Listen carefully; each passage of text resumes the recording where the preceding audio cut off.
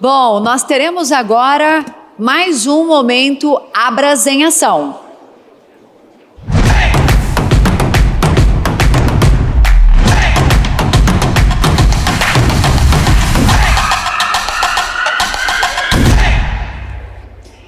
Bom, só antes de eu convidar novamente o presidente João Galassi, eu vou fazer aqui o registro e o agradecimento pela presença do Vitor Bica, presidente da ABIR, a Associação Brasileira das Indústrias de Refrigerantes e Bebidas Não Alcoólicas. Obrigada pela presença. João Galassi, seja bem-vindo mais uma vez ao palco, por favor. Quero também convidar para se juntar aqui a nós no palco o vice-presidente de ativos setoriais da Abras, senhor Rodrigo Segurado. Seja bem-vindo, Rodrigo. Bom, antes de nós iniciarmos, Rodrigo, senta aí um pouquinho, eu vou convidar aqui rapidamente nosso querido Capês, nosso querido Farid e o Carlos Correia, que eles têm um recadinho muito importante, principalmente para os associados da APAS, e que talvez possa servir aí como exemplo para todas as outras associações. Enquanto isso, eu queria agradecer a presença da AMAS, Mato Grosso, presidente Denilson Prado, o delegado Adeilton Prado e o executivo Yuri de Miranda. Eu vou aprender a falar o Denilson. Associação presentes também, eu queria agradecer a MASP Maranhão, o delegado João Sampaio Magalhães. Jones, tudo bem? E agradecer aqui a AMASE, Amazonas, o Bruno Braga, presidente, e o Alexandre Zucchi, cadê? Estão aí? Obrigado pela presença, meus amigos. Vamos lá? A bola está com vocês aí. Boa tarde a todos. Agradecer o João e toda a equipe por esse evento de valor. Eu sei, participando lá da APA Show, o quanto é difícil você montar e fazer funcionar um evento dessa ordem. Então, parabéns, João Galassi. Pela manhã foi discutido algumas coisas como economia liberal. E o que é economia liberal para os supermercadistas? É melhorar o ambiente de negócios, é deixar vocês trabalharem. E dentro desse conceito, eu estou aqui com o Guilherme Farid, que é o diretor executivo do PROCON, e com o Fernando Capês, que até há pouco era diretor executivo do PROCON. A APAS vem trabalhando, desde o mandato do Ronaldo e agora do Pedro Lopes, numa melhoria desse ambiente, que nós conseguimos melhorar a legislação de venda de carne pré-moída. Conseguimos isso, o que era muito difícil, nós conseguimos. E em segundo, nesse instante, como foi falado na abertura, no estado de São Paulo, já é possível, desde sábado, nós trabalharmos a dupla visita da fiscalização. Para isso, essa vitória, esta evolução, que ainda há muito se fazer, eu trouxe os dois aqui para que possam falar um pouquinho. Muito boa tarde, quero parabenizar o João Galassi, evento maravilhoso, forte, agradecer ao Carlos, ao Ronaldo, ao Pedro, que é o atual presidente da APAS, ao Farid, que é o presidente do PROCON. Nós enfrentamos uma situação, quando assumimos o PROCON, de 40 anos de estagnação, falta de políticas públicas específicas voltada a fomentar a atividade de quem empreende e proteger o consumidor, que é a função do PROCON. Desde o início nós colocamos na cabeça, a função do PROCON é proteger o consumidor, não é punir o empreendedor e fechar o seu comércio. E trabalhamos nesta linha. A legislação que existe é uma legislação inflexível. Quando entra um fiscal do PROCON e ele constata alguma irregularidade, ele lavra um auto de constatação.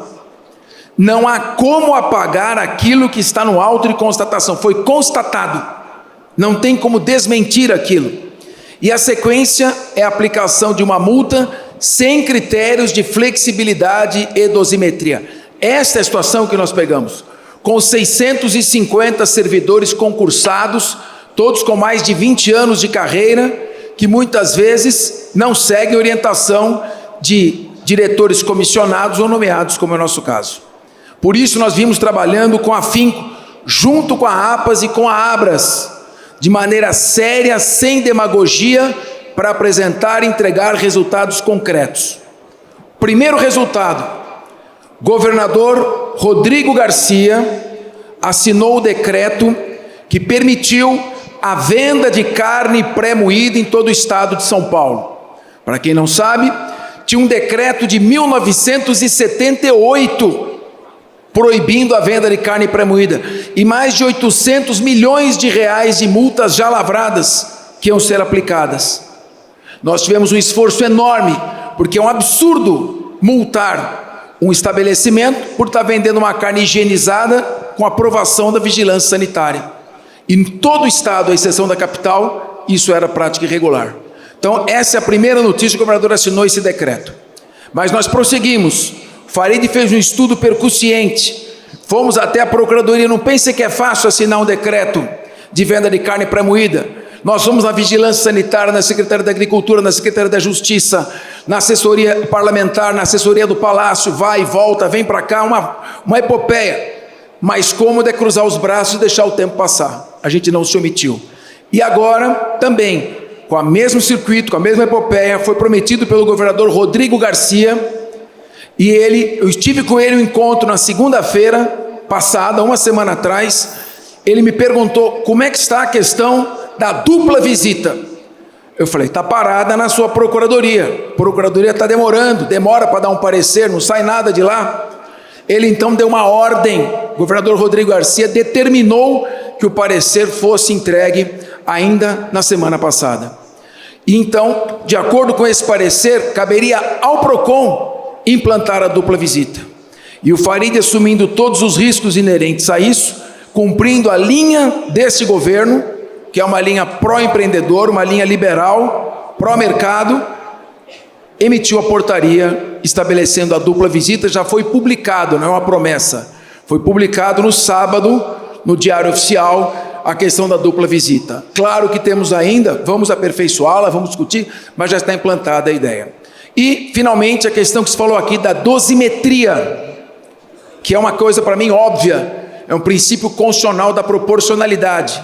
Dosimetria precisa mexer no Código de Defesa do Consumidor, que desde 1990 não sofre qualquer tipo de alteração. Porque o Código do Consumidor é uma lei nacional, ele se aplica às 3 esferas da administração. O Brasil obedece ao princípio federativo, divisão de competências, União, Estados e municípios. Uma lei federal que diga respeito a órgãos da administração pública federal e poder de polícia federal não vai ser aplicado aqui no Estado. É preciso ou uma lei estadual ou mexer no Código do Consumidor, que é uma lei nacional, o Farid vai explicar. Foi esse o recado que a gente quis passar para vocês. Eu acredito, João, sinceramente, não acredito em discurso, esforço nem promessa. Minha vida sempre foi isso, eu acredito em resultado. Ou você faz, entrega, ou não adianta falar. Vou passar aqui para o Carlos e depois para o Farid. Senhores, uma boa tarde a todos. A nossa vinda aqui foi para enfatizar o anúncio que foi feito com relação à dupla visita. Foi instituído pela Fundação PROCON do Estado de São Paulo, publicado na portaria do sábado agora, então super recente, a dupla visita fiscalizatória. Com isso, a política do Estado se reforça no sentido de primeiro orientar para depois punir. Primeiro oriente e adequar a postura. Na sequência, caso não adequada a postura irregular, haverá punição. Com isso, a gente melhora o ambiente de negócios. Não há como também aqui deixar de fazer um agradecimento especial à Abras e à APAS por terem entendido o recado de que esses 30 anos de vigência do Código de Defesa do Consumidor, muito pouco foi feito em sentido de atualização, não para desproteger o consumidor, mas para proteger o consumidor na medida certa, porque o consumidor é o usuário do serviço PROCON e é o cliente do supermercado, tem que ser bem atendido. Então, nesse sentido, entendeu-se o recado e começou a se apresentar agora propostas concretas, estudos que podem guiar de modo técnico essa evolução toda legislativa que a gente vem tendo. Então, deixo aqui o meu agradecimento e que a gente continue nesse bom diálogo da boa construção. Farid, eu que agradeço você, o Carlos, agradeço o nosso querido Capês por tanto esforço, parabéns, o Carlos que agora é o diretor-geral da APAS, com tanto trabalho pela frente, né? E vou dizer, e agora você está de saída, né, Capês? Continua a campanha, né? Boa sorte na campanha. Você sabe que eu já abençoei aqui, né? Todos que estão aqui vão... Um abraço. Obrigado, viu, Farid? Obrigado mesmo, obrigado, Carlão. Bom, agora dando sequência ao nosso Abras em Ação, vamos... Rodrigo, vou passar a bola, esse é um dos assuntos mais importantes e vocês vão definir para nós o caminho que nós devemos tomar, tá, pessoal? Prestem muita atenção nesse assunto hoje.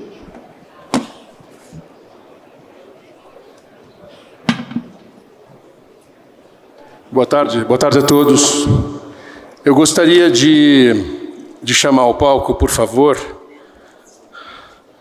o Paulo Pompilho, o Maurício Ungari, o Luiz Coutinho e o Euler, por favor.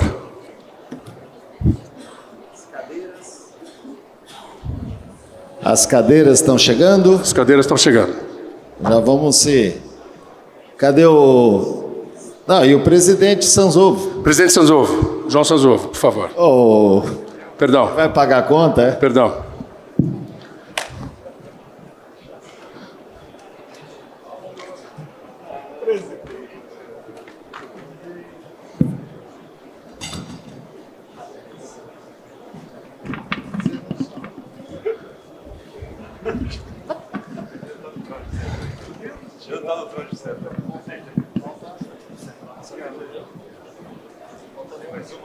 Falta uma.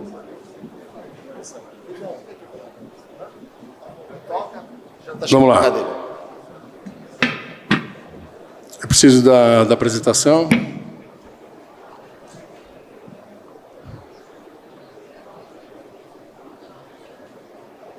Bom, nós no último encontro que tivemos ano passado, introduzimos a agenda dos ativos setoriais quando nós falamos bastante sobre o marketplace.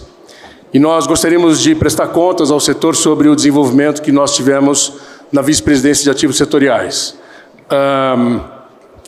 Como vocês sabem, nós elegemos como ativos setoriais, ou seja, empresas independentes do setor supermercadista, para oferecer como serviço compartilhado para o desenvolvimento do setor, 5 principais agendas: o marketplace, os serviços financeiros, o fundo imobiliário, o hub de inovação e a educação.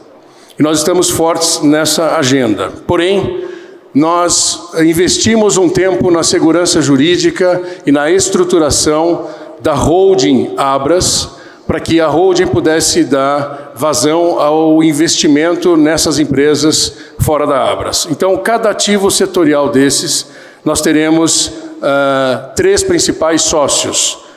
A holding Abras, que é uma empresa 100% Abras, fora da entidade de classe, protegendo a imunidade fiscal da Abras e dando vazão para a holding poder fazer os investimentos nos ativos setoriais. O sócio estratégico, que é justamente o parceiro que vai operar cada um dos ativos setoriais, e o sócio estratégico tem a função de ser o especialista em cada um dos ativos, e o sócio investidor. Então, estruturamos a holding Abras e definimos a missão da holding.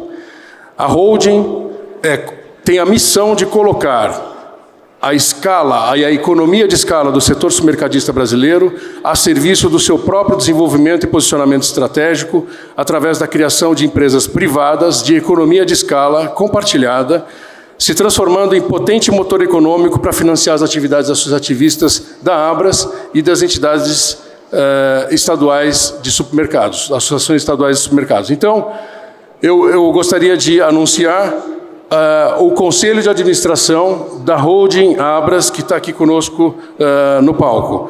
O presidente da Holding, do Conselho de Administração da Holding, é o presidente João Galassi, e os membros do Conselho da Holding Abras são o Paulo Pompilho, o Maurício Ungari, o Luiz Coutinho e o Euler, que são membros do Conselho de Administração da Holding, e o João Sanzovo assume como presidente da diretoria da holding. junto comigo como diretor-geral da holding e o Márcio Milan como diretor administrativo financeiro. Portanto, eu gostaria de fazer esse anúncio e passo a palavra para vocês poderem rapidamente comentar em relação a esse passo, para que fique claro para o setor que agora os ativos setoriais podem ser implantados com uma governança estruturada e com uma estrutura montada. Presidente, caso você queira, por favor.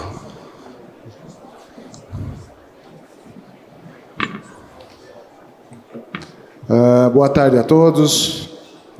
Presidente Galassi, parabéns já pela abertura do evento. Show de bola. Sempre uma alegria que a gente poder compartilhar e vivenciar o sucesso da Abras, né? Então, agradeço a oportunidade, o convite e o apoio, né, de poder estar aí participando dessa holding no cargo de presidente. Agradeço o apoio da diretoria da Abras, a confiança depositada e estou bem acompanhado de grandes conselheiros aqui que vão estar juntos discutindo esse novo momento da entidade. Um momento que nós identificamos já em 2016, 2017, como um risco que o nosso setor começava a viver em termos de competitividade. Nós tínhamos aí os grandes varejistas de e-commerce, uma Amazon, um Alibaba, já se organizando para virem para o Brasil. Nós já tínhamos aqui movimentos internos de outras empresas que não do setor de supermercados também se preparando, e tínhamos também já vários fornecedores fazendo um acesso direto ao consumidor, porque não tinham justamente uma plataforma que lhes permitissem essa comunicação. Então, nós, naquela época, como presidente da Abras, nós formamos o comitê de e-commerce e, por várias reuniões com todas as grandes empresas do setor, as médias e as pequenas, todas representadas, começamos um diálogo com os nossos fornecedores e que resultou nessa ideia de nós termos um ativo setorial nosso, que seria o próprio marketplace, onde nós poderíamos ter todos os supermercados, também ter os fornecedores e dessa forma estarmos protegendo como um escudo de proteção mesmo, principalmente dos pequenos supermercados, varejos de supermercado, mas também do médio e do grande, de uma forma geral, protegendo e mantendo esse vínculo direto. Nós vamos continuar sendo o last mile, a última milha, nós que vamos continuar atendendo os consumidores através de uma plataforma dessa. Surgiu assim a ideia, mas, como associação, a Abras não poderia ter participação em investimentos desse tipo, ou fazer parcerias com empresas que fossem interessadas em investir nesse novo negócio.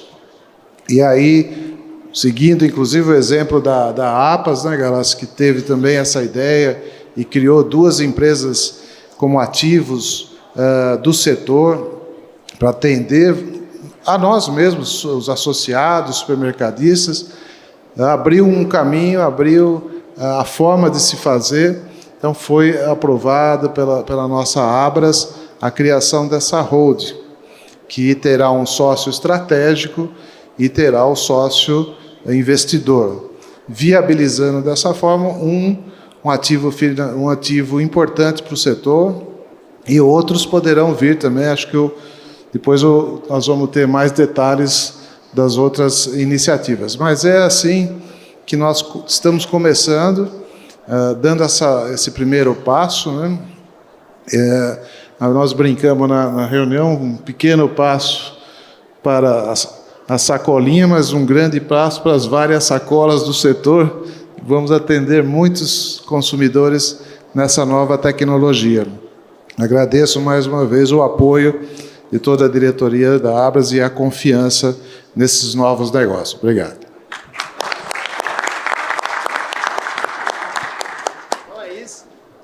É isso, está apresentado aí o time, a holding, a nossa estrutura. Nossos sócios Paulo Madureira e Quiroga estão aqui conosco. Paulo, Quiroga, agora vocês precisam acelerar aí, trazer a verba aí para essa turma aqui poder trabalhar, né? Certo?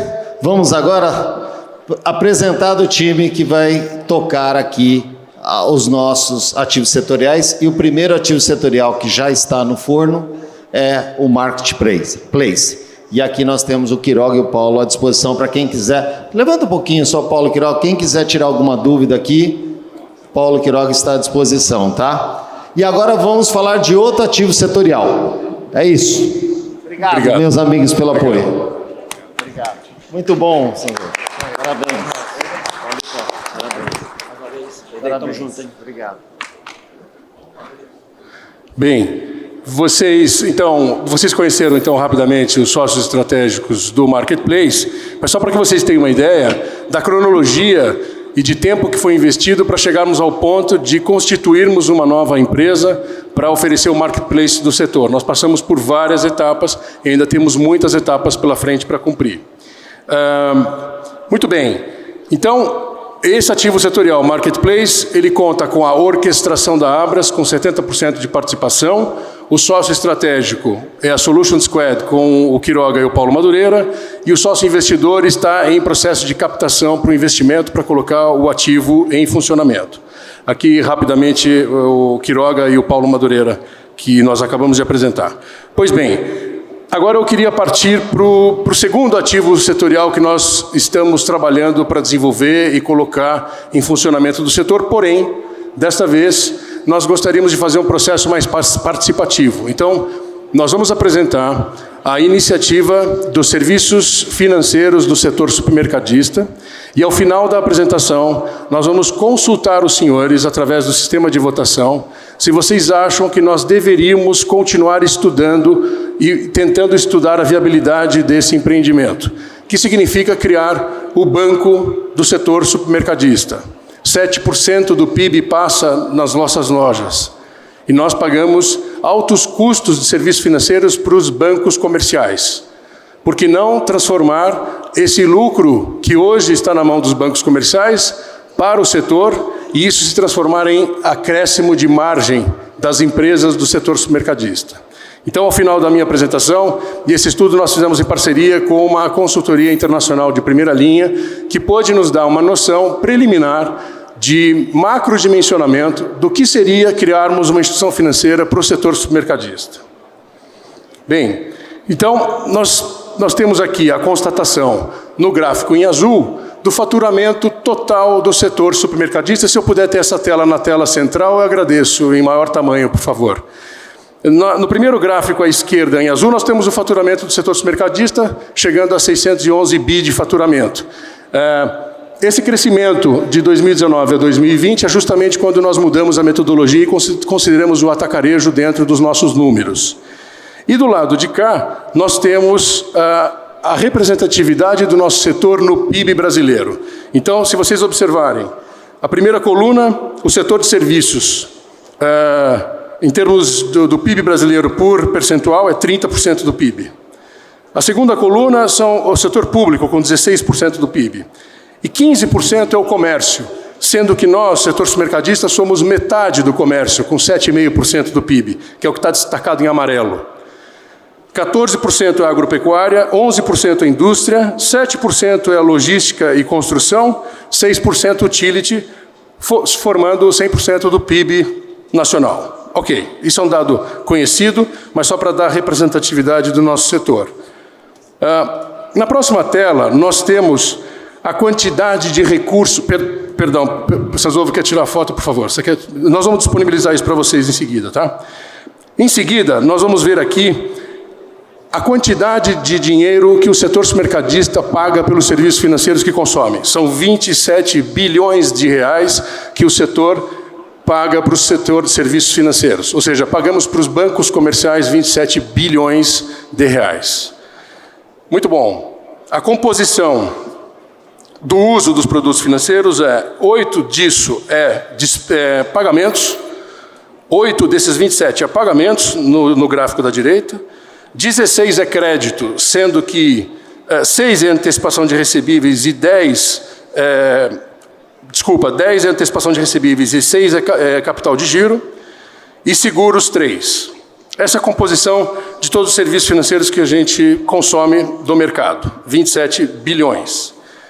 Mas o mais interessante é observarmos no primeiro gráfico aqui, que da receita do setor, custos e despesas gerais são 518, impostos são 46, despesas com produtos financeiros é 27, enquanto o nosso lucro é 19. Ou seja, o que nós gastamos com serviços financeiros é 140% do nosso lucro.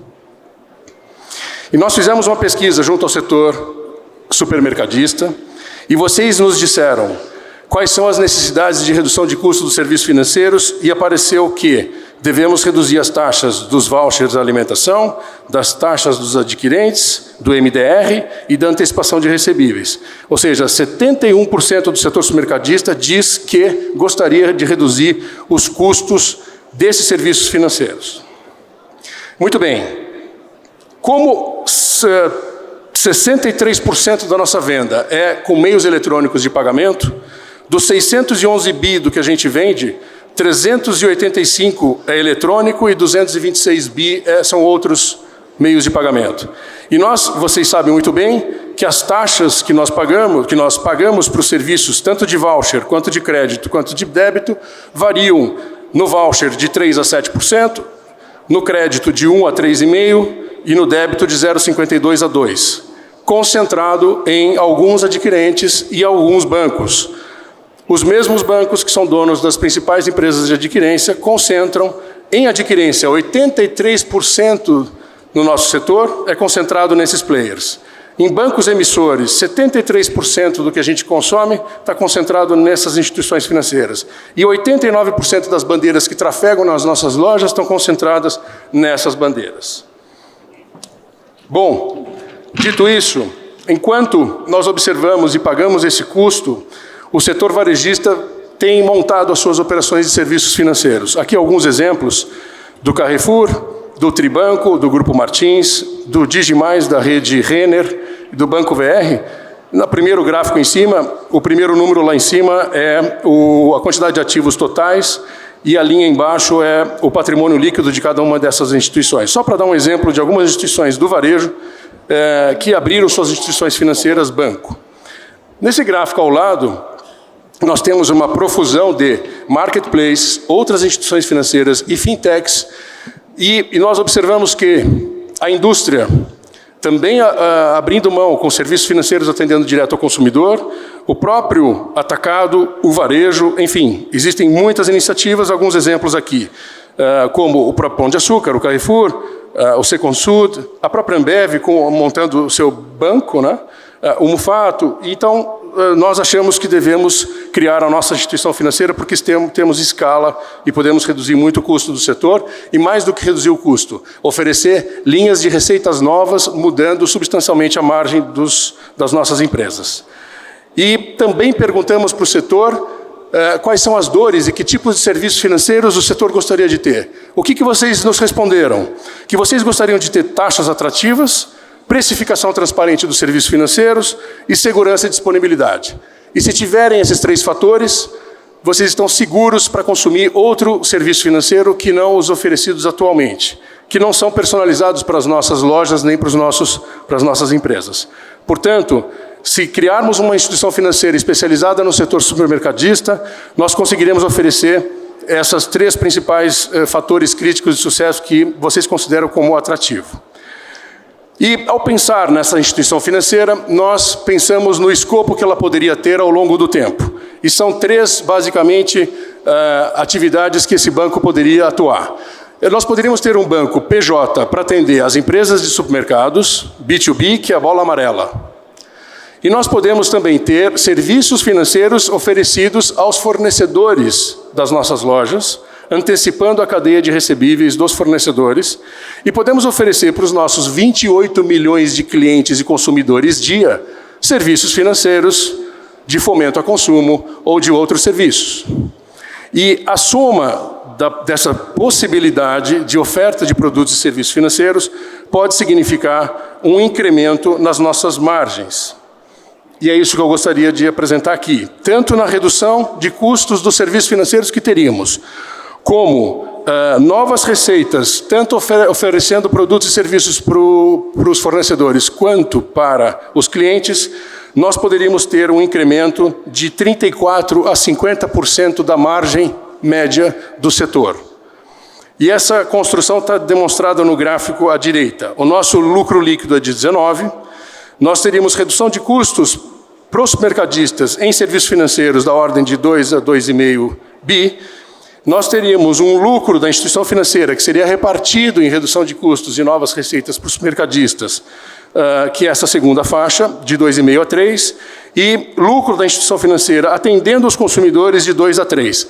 Nessa conta, isso significa o seguinte, nós podemos aumentar a margem média do setor de 34% a 50% de margem líquida, sem contar com as receitas novas que esse banco poderia oferecer para que vocês tivessem receitas novas de serviços financeiros ao consumidor, sem ter que investir para fazer essa oferta. Então, imaginamos que aqui existe um potencial de oportunidade a ser explorado, constituindo um banco especializado no setor financeiro para atender as empresas do setor. Como seria isso? A Abras, que agora tem uma holding, 100%, com um sócio estratégico, que seria um banco, uma instituição financeira e uma instituição de pagamento, um banco e um adquirente, nós poderíamos ser o 4º ou 5º adquirente do Brasil. Teríamos um banco setorial, e esse banco poderia ter alguns produtos e serviços na linha do tempo. A instituição financeira poderia ter o banco digital e o que a gente está chamando de Supply Chain Finance, que é antecipar a cadeia de recebimento dos nossos fornecedores. Uma instituição de pagamento que poderia ter adquirência, eventualmente nós temos escala para ter uma bandeira e cartões, e serviços financeiros como programas de fidelização e coalizão. Essa é uma visão, uma perspectiva do potencial que a instituição financeira poderia ter. Por quê? Porque nós temos escala e capilaridade, nós conhecemos profundamente o mercado, o nosso mercado, e nós temos capacidade de articular através da Abras e das entidades estaduais a constituição e criação dessa instituição financeira. O que nós imaginamos como próximos passos? A aprovação e continuação do business plan, e é isso que nós vamos perguntar para vocês através do sistema de votação. Devemos continuar estudando esse tema para estudar a viabilidade com maior profundidade sobre a constituição de uma instituição financeira setorial? Se sim, nós faríamos um desenho desse negócio e prepararíamos um business plan para a implementação. Então, voltando, só para que vocês tenham ciência do que isso possa significar, nós poderíamos incrementar de 34% a 50% a margem líquida do setor, e no quadro da direita, nós passaríamos da nossa receita, nós teríamos aqui uma redução das despesas de 27 para 25, é o quadrado branco, e nós teríamos um incremento de receita nova de 19 para 27. Ou seja, o número que eu gostaria que vocês gravassem é de 35 a 50% seria o nosso incremento de margem e margem média líquida do setor. Bem, fiz rapidamente a explanação e gostaria que vocês agora, por favor, direcionassem os seus celulares para o QR Code e nós vamos ver o resultado dessa votação exatamente agora, se vocês gostariam ou não que nós continuássemos estudando o assunto. Para levar exatamente essa discussão para nossos conselhos, né, e para nossa diretoria, nós precisávamos ouvir vocês e perceber se realmente estamos no caminho.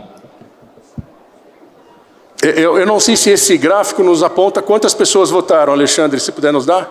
Ah, está escrito? Aonde? 9 pessoas votaram, vamos lá, vamos 14. deixar o pessoal votar. Uma coisa importante, pessoal, só supermercadistas, tá? Só os empresários supermercadistas, por favor.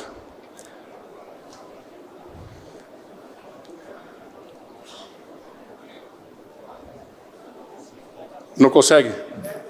Volta o QR Code. A gente pode fazer um plebiscito mais tradicional. Levantem a mão os empresários que gostariam que nós continuássemos a estudar o assunto, por favor. Olha, está aprovado. Aprovado. Obrigado, pessoal. Aprovado. Muito bem. Obrigado, Bom, então, senhoras e senhores. Agora, com esse sinal positivo de vocês, nós vamos levar esse assunto com maior profundidade dentro dos nossos conselhos da Abras. É isso? É isso, obrigado, Obrigado, presidente. Rodrigo. Obrigado a todos vocês. Daqui a pouco estamos de volta em outro Abras em Ação.